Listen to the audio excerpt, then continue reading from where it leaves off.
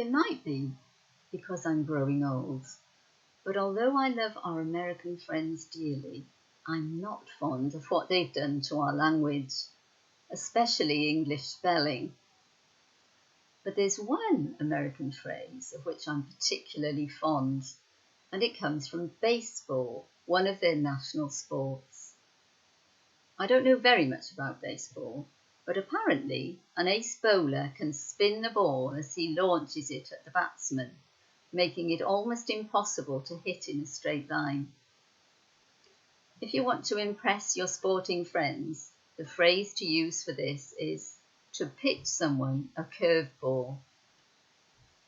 The reason I love this phrase is because, as well as literally, it can be used much more loosely to describe a time when life seems to deal us a difficult hand. I remember a time some years ago when it seemed as if all the balls bowled at us seemed very curved indeed, and quite frankly, we were exhausted and a bit fed up. It was just at this time that our church decided to have a special season of prayer. To be quite honest, my prayers at the time felt as if they were bouncing off the ceiling, and God didn't seem to be answering any of them.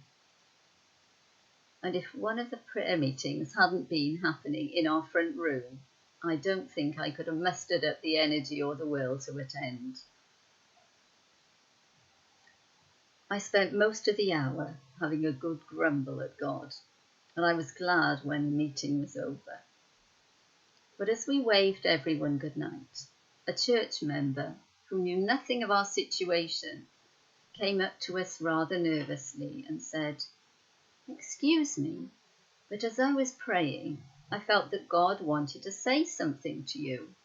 Immediately my ears pricked up. I thought, aha, this is it. God's going to solve all our problems. But our friend didn't say that. He just said 2 words. God knows. And with that, our friend went home.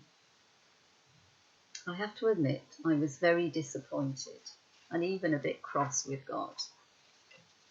I can remember thinking, well, that's not very helpful. As Christians, we believe our Heavenly Father is omniscient, all-knowing. So of course he knows the difficulties we're facing. What comfort is that? But as I reflected on those words, both then and on many occasions since when life has been tough, I realised that God, in his love, knew that those were exactly the words I needed to hear.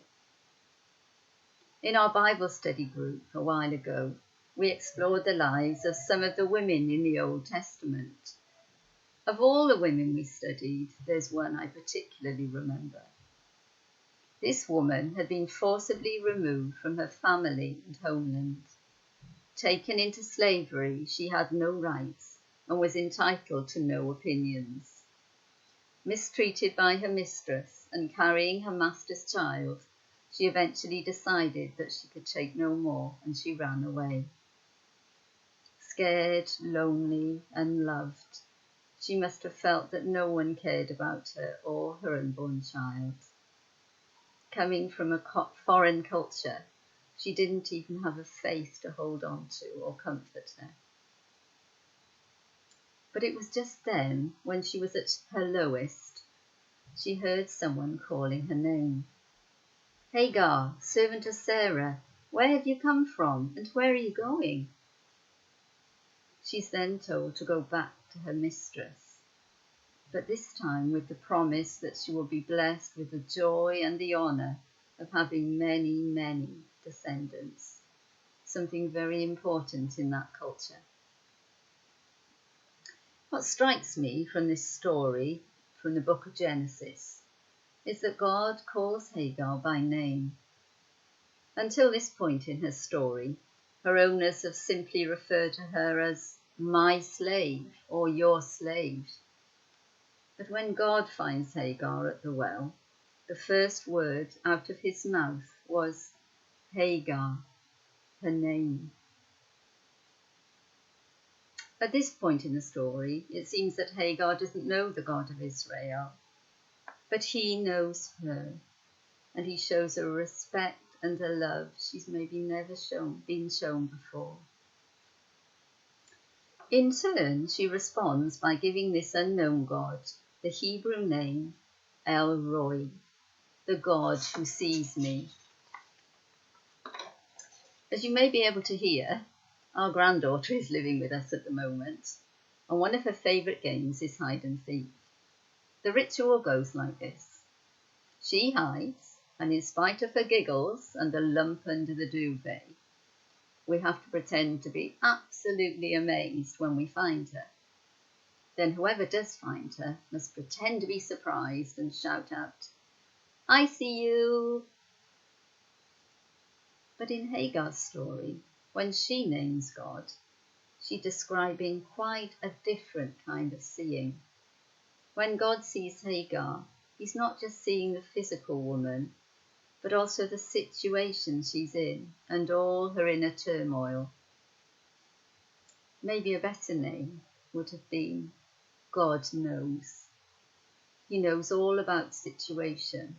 It hasn't taken him by surprise, and he has it in hand. I'd like to share with you a piece of art. I first discovered it in this book by Stephen Cottrell. It's called Christ in the Wilderness, and in this book he focuses on 4 paintings by the English artist Stanley Spencer. The paintings help us to explore what might have been going through the mind of Jesus when he took some time out in the desert before he began his public ministry. My particular favourite is this one. It's called Consider the Lilies, and the inspiration for the painting is chapter 6 of Matthew's Gospel, where Jesus advises us how to avoid worry. When we doubt God's care, he encourages us to look at the flowers around us and note how beautifully they've been dressed by God. In Matthew's Gospel, we're told to look at lilies in particular. Now, I don't know about you, but when I hear the word lilies, I imagine the enormous exotic things you find in Morrison's.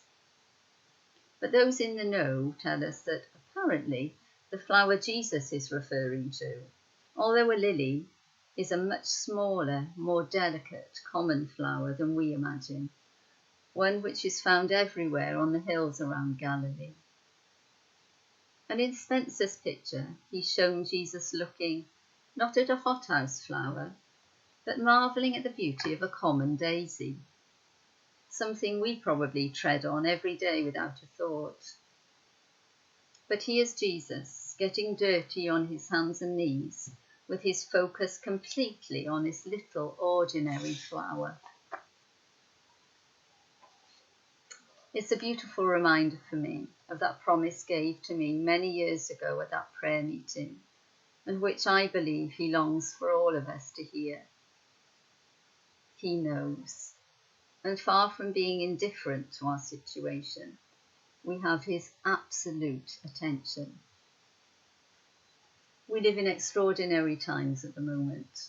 I certainly can't remember a national crisis like the one we're living through.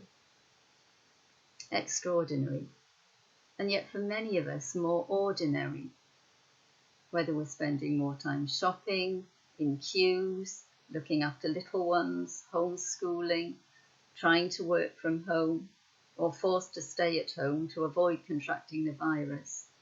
It's not difficult to go to bed quite exhausted, but feeling that really we haven't achieved very much.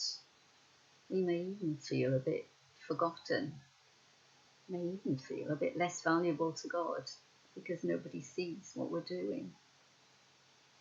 Of course, our friends who are housebound or long-term unemployed or chronically ill are much more practiced at dealing with these feelings than we are, and I think we can learn a lot from them. But today, whatever situation we're in, I'd like to leave us with some encouragement. Firstly, from Stephen Cottrell's commentary on the painting, and then a few words from one of the Psalms. Some words from Stephen Cottrell, first of all.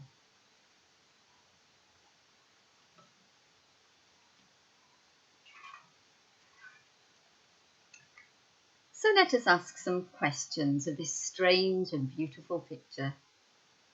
First of all, why is Jesus staring at the daisies? Is it because of all the wonderful things the daisies have achieved? No, this can't be the reason. Jesus gazes at the daisies just because they are. He delights in them for no other reason than they are what they've been made to be. And from Psalm 139. Lord, you've examined me and you know me. You know everything I do. From far away you understand all my thoughts. You see me whether I'm working or resting. You know all my actions. So let's be encouraged that whatever we're going through at the moment, good or bad, El Roy, the God who sees, loves us dearly. Like those daisies, he always looks upon us with delight, and we always have his full attention. God knows.